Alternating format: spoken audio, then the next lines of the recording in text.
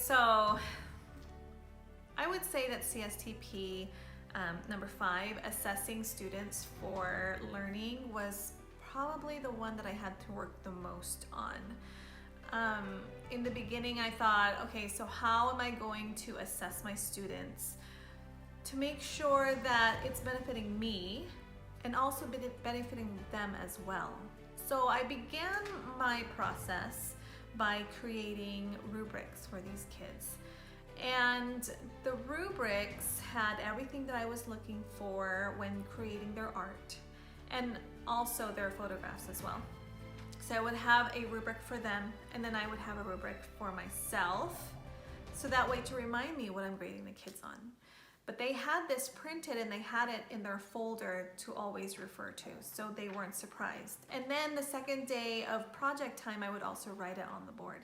So it was never a question of how they were getting graded.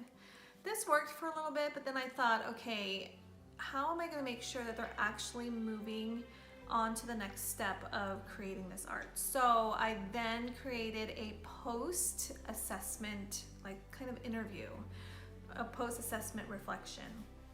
So after the assessment was done, after the projects were done, I would talk with each student individually, and we would go through the points of the post-assessment and say, you know, what did you learn? What do you think you grew by? What was really hard for you? What did you do to make that better?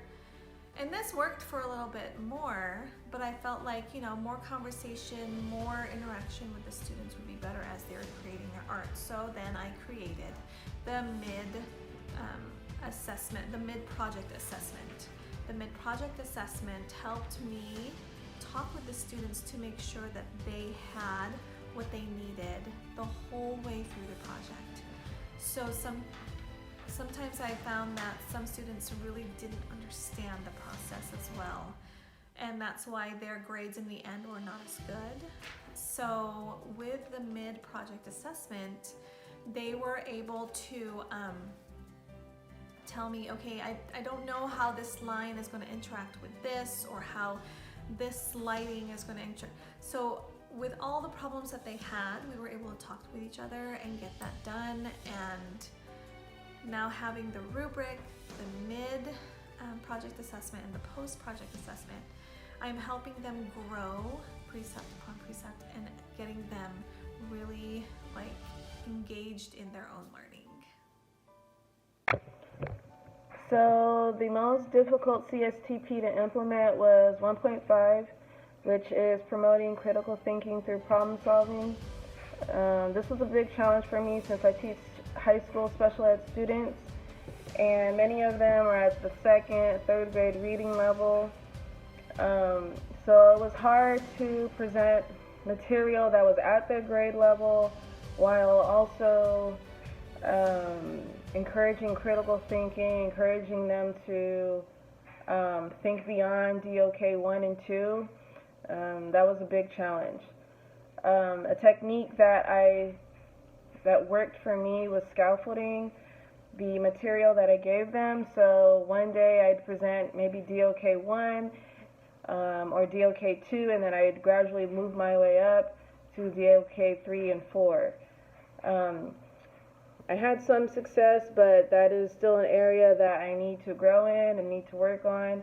But that was definitely the biggest challenge of my induction program. Based on your journey through the induction program, what are some successful strategies you were able to acquire through professional development, collaborative mentoring, swivel/other observations, one-on-one mentoring, and how were you able to apply these strategies and make them your own within your teaching practices? Based on my journey through the induction program, I've learned many strategies that help my teaching practices be successful. So one of the places where I acquired my successful strategies was from professional development.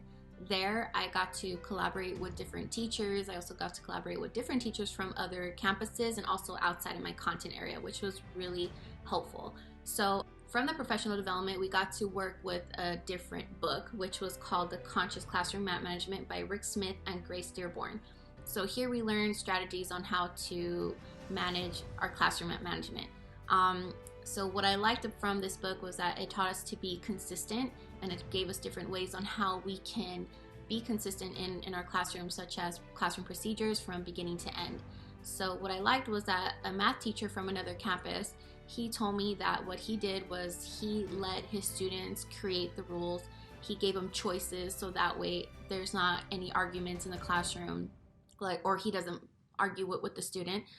So I decided that I would love to use that in my classroom. So when I did, I just decided, I went up to the class and I said, okay, this is what we're gonna do today. We're gonna create different rules. What do you guys think a good classroom is? Or what do you think a successful classroom is? What kind of rules should we set? And I thought it was a really awesome moment to see that the students were collaborating, and they were so happy to give input on what kind of rules that we could have in our classroom.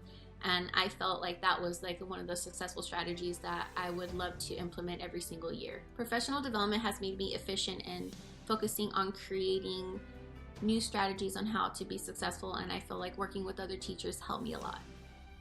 One of the CSTPs I decided to focus on was 2.2, creating physical and virtual learning environments that promote student learning, reflect diversity, and encourage constructive and productive interactions among students.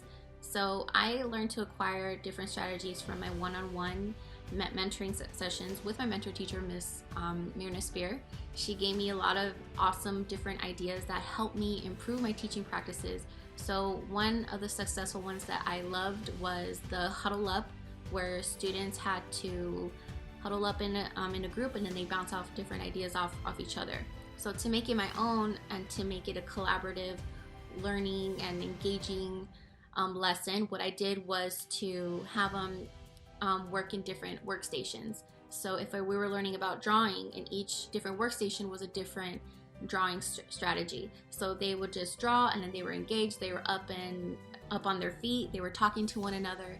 And I also created a walk around critique, where the students will get up and they'll walk around, they'll critique each other's artwork, they would give each other positive feedback, and they would talk to one another. And I felt like collaborative strategies were very successful in the classroom because the students were excited, they loved getting up on their feet, they loved talking to their peers, and I felt like this was just a great aha moment, and it was awesome to see that happening. So I wanted to thank the program, and I wanted to thank my induction teacher for making that happen.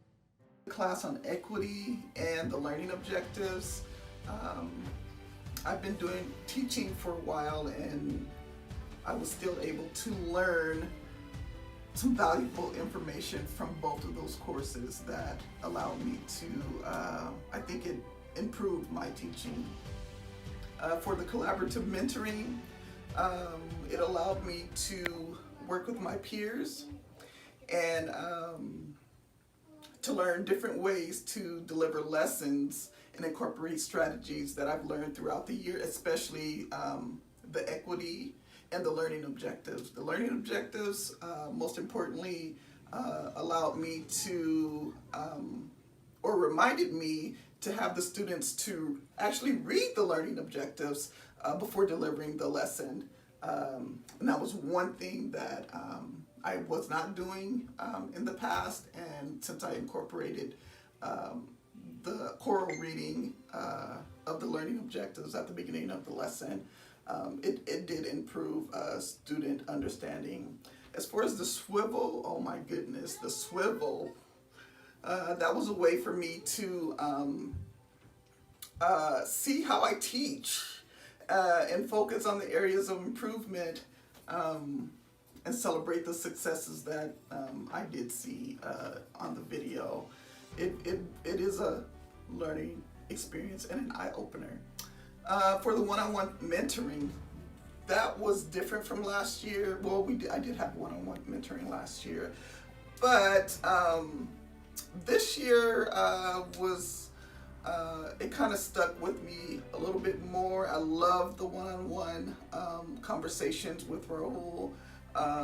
The reflective strategies, we reflected on the lessons, we reflected on the strategies, we reflected on the student outcomes, and I think the conversation allowed me to notice things that I did not notice in the past.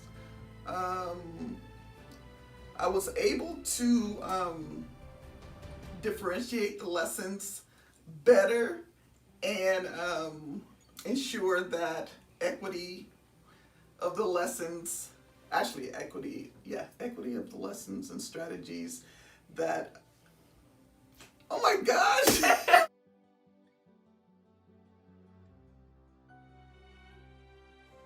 Mr. Mugo, what impact did your answering question 3 have on your teaching? Alright, so to answer both question 4 with referring back to question 3, essentially I wouldn't be the teacher that I am today without the successful strategies gained from my mentor, the professional developments, the various collaborative mentoring sessions, and the entire induction program. This would be almost like my 3rd year in induction due to my circumstances. I truly believe now that I'm set up for success based on the tools provided for me. Another amazing concept is that I feel I'm not alone. It's a major shift going from manufacturing and production to an educational field, and I wasn't sure what to think of it when I came in the door. And from what I've seen from other schools, some people are just kind of thrown in there. That was definitely not the case with Rialto Unified School District and with RHS. Very much had all the supports and the guidance and everything I needed. Induction provided me with all the support, almost pretty much like a parachute to catch me as I was falling into this whole new field of work. They also gave me a sense of camaraderie and to make sure that I know that I wasn't alone. It was a process instead of this needs to be done there, this needs to be done now. And these grueling timelines to where it made things very stressful. To the contrary, it wasn't very stressful at all. Sure, we gotta get things done. Sure, we gotta do our work and we gotta do our job. That's what we're supposed to be doing. But nonetheless, this made a huge impact and allowed me to be able to do the best of my capabilities to pass on what knowledge I have onto my students. So, in the end, thank you. I very much appreciate it. What impact did your answer in questions 3 have on your students' demonstrated progress? So one strategy that I used was the interactive science notebook. This was something that was suggested to me to use by my master teacher. So we use a science notebook to write notes, to do lab reports, to do their warm-ups, exit tickets. So it's one place where students have, where they have all their material.